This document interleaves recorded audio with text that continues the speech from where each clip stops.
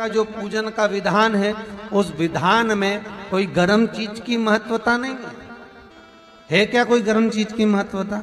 फिर भी दुनिया के लोग अपनी बुद्धि लगाकर माता की जब पूजन करने जाते हैं तो वहां अगरबत्ती भी जलाते हैं और दिया भी जलाते हैं। अब एक तरफ तो तुम माता को ठंडा पानी का भोग लगा रही हो, एक तरफ तो ठंडा भोजन चढ़ा रही हो, एक तरफ तो ठंडे का प्रयास कर रही हो, और ऊपर से माता को तुम दिया लगाकर अगरबत्ती लगाकर तुम माता को सम्मुख में गर्म तत्व को प्रदान कर रही है, और फिर आकर कहती है कि मेरा बच्चा क्यों बीमार पड़ता है, मेरे पति को अगर बार बार ये कष्ट क्यों आता है, घर में लोग चिड़चिड़े क्यों हो जाते हैं, घर में लोग क्लेश क्यों करते हैं, आखिर कारण क्या है? तो कारण तो तुम खुद हो कि जो चीज लिखी है वो ना करते हुए दुनिया जो कर रही है तुम वो करना चाहते हो। तुम भगवान की पूजन उस विधान से नहीं करना चाहते जो विधान शास्त्रों में।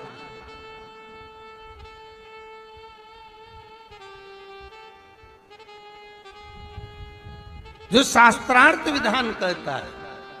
महाराज, शीतला माता की पूजन में कहीं ऐसा लिखा है कि तुम दिया लगाना, अगरबत्ती लगाना? शीतला माता की पूजन में लिखा है 1 लोटा पानी लेना, उस जल में पुष्प आदि लेकर माता को ठंडा भोजन का सुंदर भाव से माता का स्नान कराकर पूजन करना, अर्चना करना, कुंकू, चावल, रोली, मोली जो चढ़ा सकते हो, चुनरी, वस्त्र आदि जो चढ़ाना हो चढ़ाओ, पर ये नहीं लिखा कि तुम दिया भी लगाना कि अगरबत्ती भी लगाना, क्योंकि गर्म तत्व मत चाहिए माता।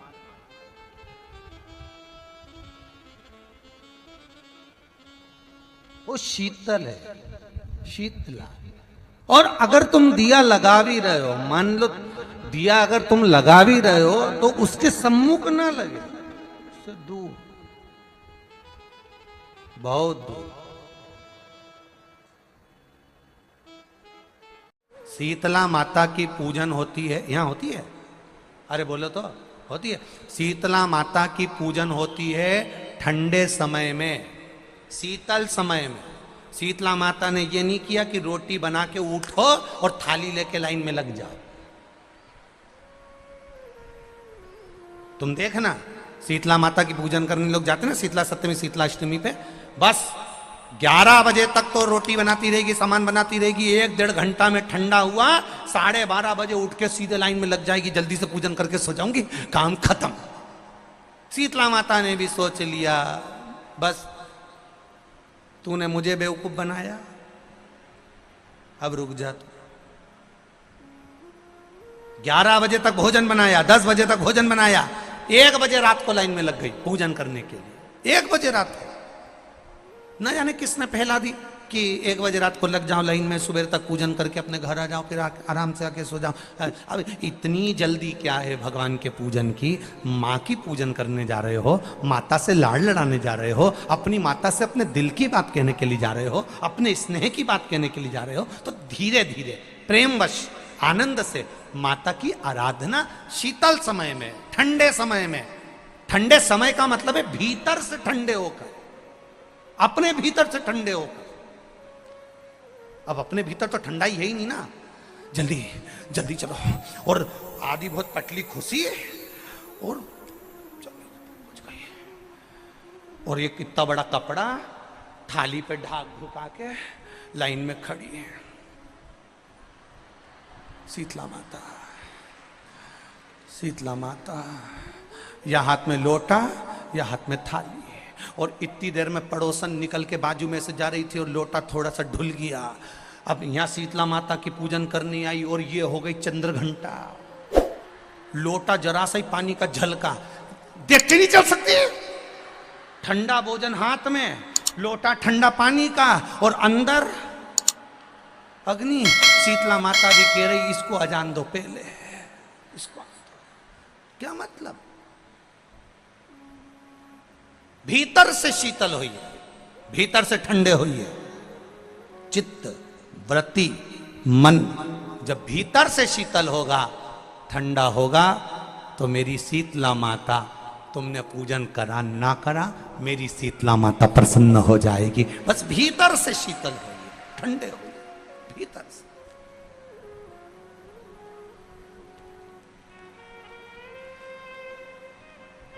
मां ग्रह कह रहा है, मगर कह रहा है, घड़ियाल कह रहा है, आप इसको बचाना क्यों चाहती हो? आपका क्या रिश्तेदार लगता है? आपका क्या पहचान वाला है? आपका क्या परिचित है? नहीं। मां कहती है अगर मेरा परिचित होता तो बात दूसरी हो, ये मेरा परिचित नहीं है। तो फिर मां कहती है इसने मुझे पुकारा है, और माता कहकर पुकारा है। पार्वती जी का ये संवाद अपनी जिंदगी में उतार कर रखिएगा। पार्वती माता ने ग्रह को, ब्रह्मवेत्ता पुराण में एक बात कही है कि पार्वती जी ग्रह को कह रही है, मगर को कह रही है कि शंकर भगवान को, देव अधिदेव महादेव को और मुझे, संसार का कोई जीव माता और पिता कहकर अगर पुकारता है तो पार्वती जी कहती है शिव और पार्वती उसके सामने जाकर खड़े हो ही जाते हैं। ये निश्चितता है। उसने पुकारा, ठीक है।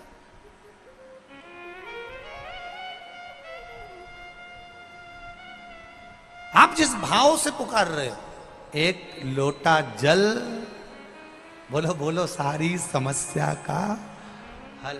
वो जल में, वो रुद्राक्ष में, अब उन्होंने भी भेजा सियोर की एक रुद्राक्ष मिल जाए, रुद्राक्ष प्राप्त हो जाए। वो रुद्राक्ष हो तो कहीं ना कहीं भाव जागृत होता है, कहीं ना कहीं विश्वास जागृत होता है, भरोसा दृढ़ हो जाता है।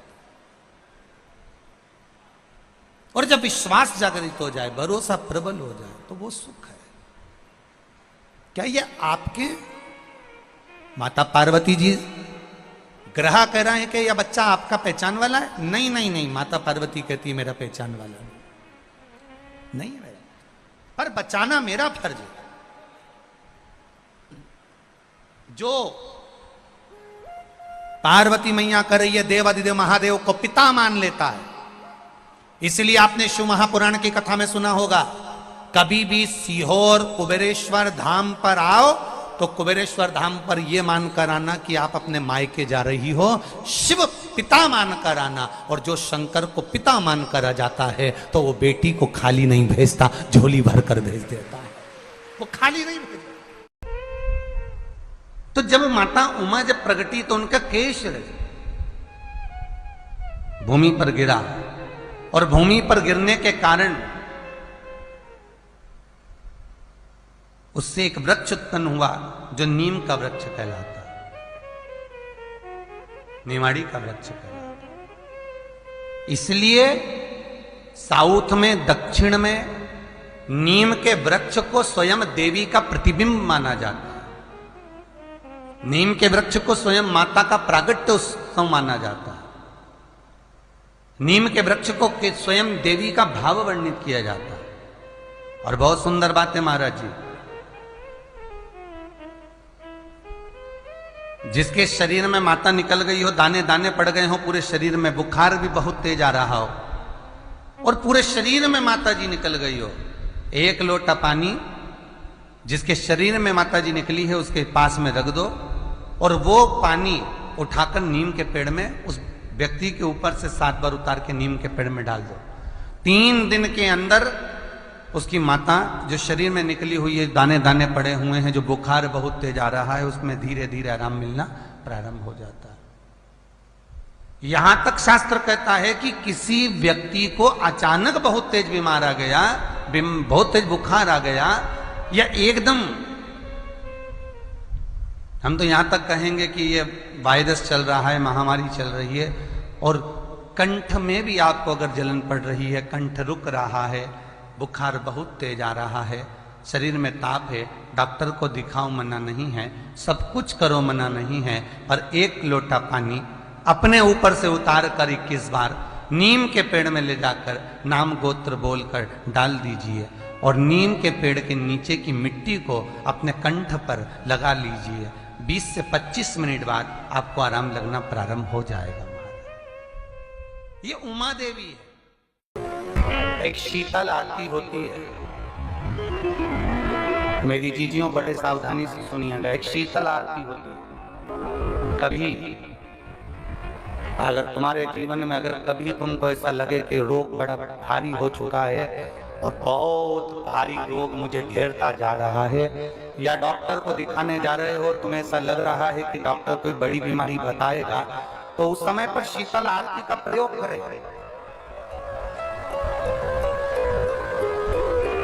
एक पुष्प हाथ की हथेली में रख लीजिए, एक पुष्प हाथ की हथेली में रख लीजिए,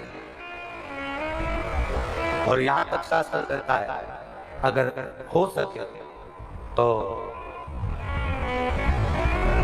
आंकड़े का अगर पुष्प मिल जाए, तुम्हारे यहाँ क्या बोलते हैं उसको, मंदार का फूल, आंकड़े का फूल, अकौए का फूल, जो शंकर भगवान पे चढ़ता है, छोटा सा होता है, घुंघरू जैसा होता है, वो उसको तुम्हारे यहाँ क्या बोलते हैं हरियाणा में, आंकड़े पुष्प बोलते हैं।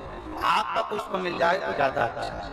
अब उसमें चाहे सफेद हो, चाहे नीला हो, चाहे गुलाबी हो, जैसा भी हो, हाथ में रखने के बाद हाथ में 1 लोटा जल भगवान शंकर के शिवालय में जब आप प्रवेश करें, और प्रवेश करते समय भगवान के सम्मुख में जब भगवान शंकर के साक्षी में जब पहुंचे, आपके सामने पूजन में कोई भी सामग्री नहीं है, आपके पास में न दिया है, ना बाती है, ना अगरबत्ती है, ना चंदन है, ना कपूर है, ना कोई सामग्री है, केवल एक आंख का पुष्प और 1 लोटा जल आपके पास में है। शिवालय में पहुंचकर शीतल आरती का प्रयोग करो।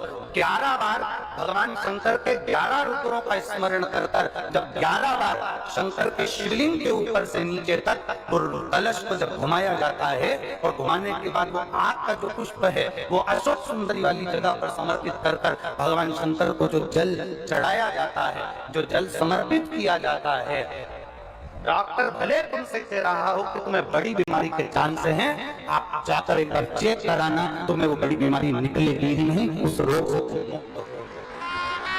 इसको शीतल आरती का प्रयोग किया गया। ये शीतल आरती, इसको शीतल आरती कहा। शिव की प्राप्ति का, एक रोग से मुक्त होने का।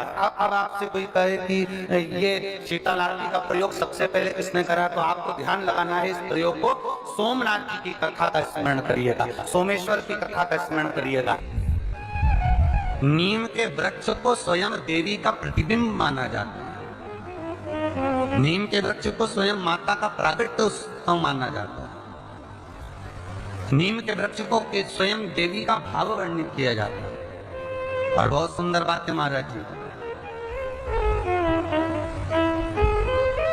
जिसके शरीर में माता निकल गई हो, दाने दाने पड़ गए हो, पूरे शरीर में बुखार भी बहुत तेज आ रहा हो, और पूरे शरीर में माता जी निकल गई हो, 1 लोटा पानी जिसके शरीर में माता जी निकली है उसके पास में रख दो, और वो पानी उठाकर नीम के पेड़ में उस व्यक्ति के ऊपर से 7 बार उतार के नीम के पेड़ में डाल दो।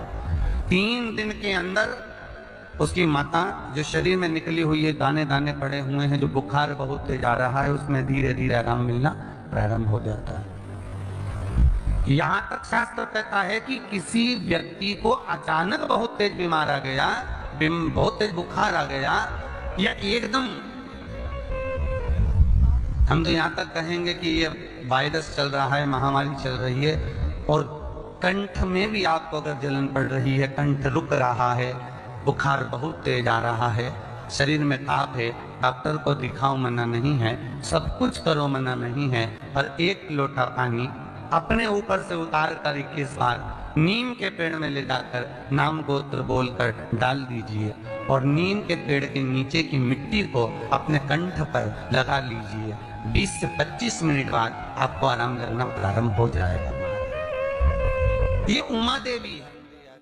जगह की मिट्टी काया के रोग को ठीक कर देती है।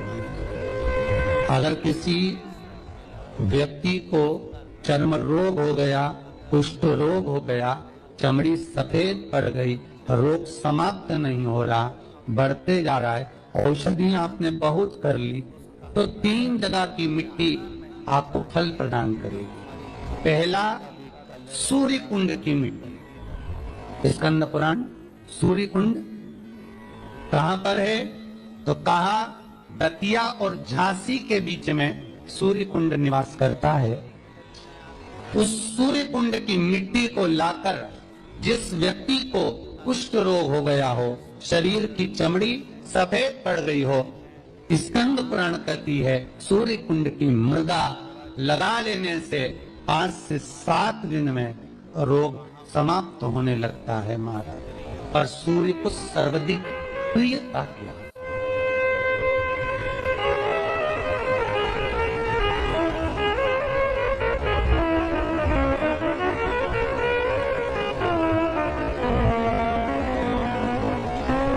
सर्वाधिक प्रियता सूर्य को क्या? क्योंकि सूर्य तपता है, तो उस तपन को मिटाने के लिए सूर्य देवता के शरीर पर गाय का घृत मला जाता है। जैसे शनि को तेल लगाया जाता है, सूर्य को घृत मला जाता है। इसलिए सूर्य कुंड का एक नियम है कि सूर्य कुंड पर से अगर हम मिट्टी लेकर आते हैं, शरीर पर लगाने के बाद जब शरीर का चर्म रोग समाप्त हो जाए, सफेद चमड़ी अपने वापिस रंग में आ जाए, तब आप जितनी कामना कर आते हैं उतना घी उस सूर्य कुंड के पास में डालना पड़ता है। 1 किलो, 2 किलो, आधा किलो, 250 ग्राम, 25 ग्राम, 50 ग्राम, जो आपने कामना करी है उतना चढ़ाना। पर वो घी गाय का होना चाहिए, और उस घी का प्रयोग कोई नहीं कर सकता, इसलिए गाय का होना चाहिए। और उस घी का प्रयोग कोई नहीं कर सकता, इसलिए आज भी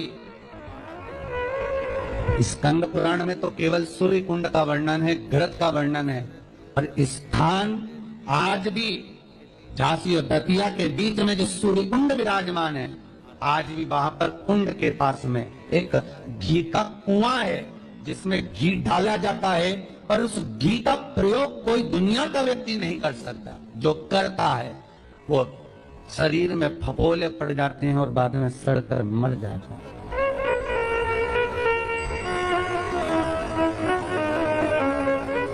घृत, सुगंध नहीं, घृत। 3 जगह की मृदा जीव को सुख अनुभव कराती है। पहला सूर्य कुंड महाराज। दूसरा वर्णन करा है, जिस स्थान पर गौ माता को बांधा गया हो और गाय अपने बछड़े को, बछिया को जन्म देती हो, उस स्थान पर उसकी मिट्टी, उसकी मृदा, उस जगह की रज, जब मकान का मुहूर्त होता है, दुकान खोली जाती है, दुकान बनाई जाती है, दुकान में कोई अग्नि का प्रवेश हो, उससे पहले जहां पर गाय ने अपने बछड़े को जन्म दिया हो, बच्चे को जन्म दिया हो, उस स्थान की मिट्टी उस भूमि पर लेपन कर दी जाए तो जिंदगी में कभी संपदा की कमी नहीं हो सकती।